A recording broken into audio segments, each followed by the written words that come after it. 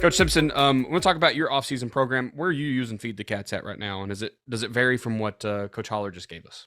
A little, not much. There are a couple of things the coach hit on that we kind of look at what are the fundamental elements of what coach is saying, like his rank, record, publish. I think coaches they overlook that a lot. Where when you're going to run, well, we do it all the time with weight. You look at you walk into any football program across America, and they're going to have our top 10 benchers and squatters and whatever.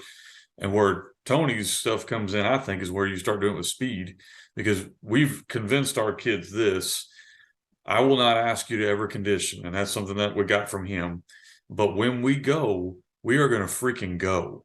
And so when it's time to go, and that talks about reps, like if we're doing reps on air, it applies there. We're going to give you 30 seconds to rest because that's what you have in a game. But when it's time to go, you go.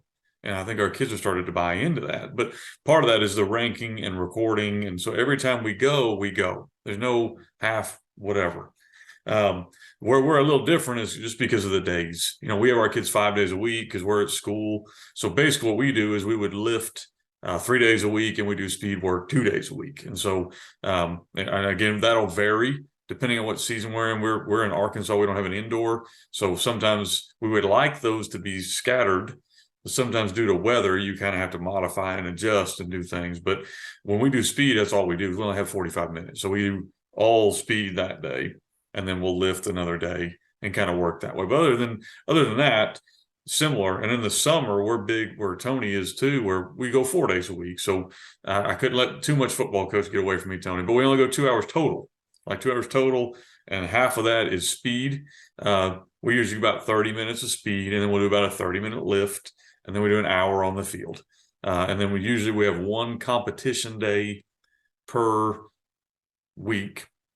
Here's what I'd say for a lot of coaches. We talked about this, Daniel, in the episode before, is a lot of coaches equate, especially football coaches, and it's not a bad thing. I know that it's, unfortunately, I'm sorry, let me phrase that right. It's not meant to be a bad thing, but it is a bad thing. We equate hard work to long hours. That's just kind of what we've been taught. That's what our value system is. And so we feel like if our opponent is going 5 hours a day, well, dadgummit, we're going 6.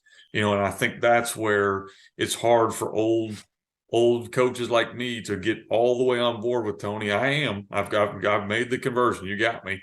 But it took a while because it was hard for me to recognize I'm going to get outworked. Like that was in my mind, and it was so hard to get rid of it. I don't want to be thought of as a guy who's being lazy. And that's kind of the critique I'm sure you hear, Tony. And I that's where think we all came from there. I think every coach came from hard work. All of us. We were the guy that came early and stayed late. We were the guy that never missed a session. I mean, we were not the lazy athlete. We were the hard workers. We outworked everybody. And I think it's real hard to shake that later in life, So no, that's a really important thing, I think. We kind of talked about our off-season type stuff. So in season, I know we prefer to go with about 2 days a week for speed because you're going to play Friday, so you need at least a day of rest. So you're looking Monday, Wednesdays when we're going to get our speed training. We actually had Derek Smith on the other podcast that I'm on. I don't know, probably pushing a year ago now, but he came on and gave us some stats, and I'm going to try to pull these out of thin air. I can't remember exactly, but essentially, it takes approximately 10 days to start losing strength. It takes approximately like 9 to 10 days to start losing your conditioning, but it takes about 3 days to start losing your top speed.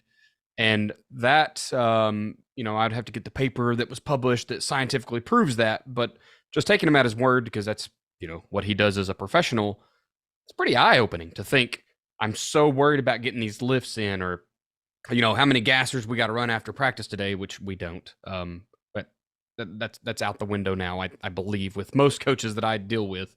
But why aren't we worried about top speed? Why are we not lining up and sprinting at the beginning of every single practice? That's we're all looking to see the grass when we show up to an away game is 3 inches long, right? Like that's the goal. When you're the fast team, they want to slow you down. Why aren't we doing things to become that? Right? Why are we continuously, we better get the weight room in. That's important. But also, we'll get our speed in at the gassers at the end of the day. It's weird to me. Well, So. that stuff that Derek talked about is very true. I spent a weekend with Kyle Bolton. He's kind of the speed guru for TCU, and they had an amazing season this year. And I asked him this interesting question. I said, "What is the number one reason why you are speed training throughout the season?" And you would think it because speed kills. We win. He didn't say that. He said health. One word answer: health.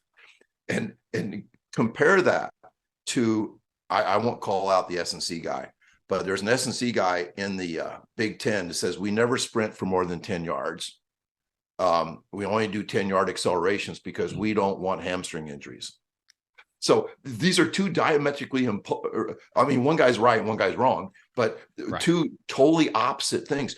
The reason why you need to sprint a couple times a week, whether you're TCU, the Eagles are doing it now. Les Bellman did it with Arizona, that really had a remarkable comeback year this year.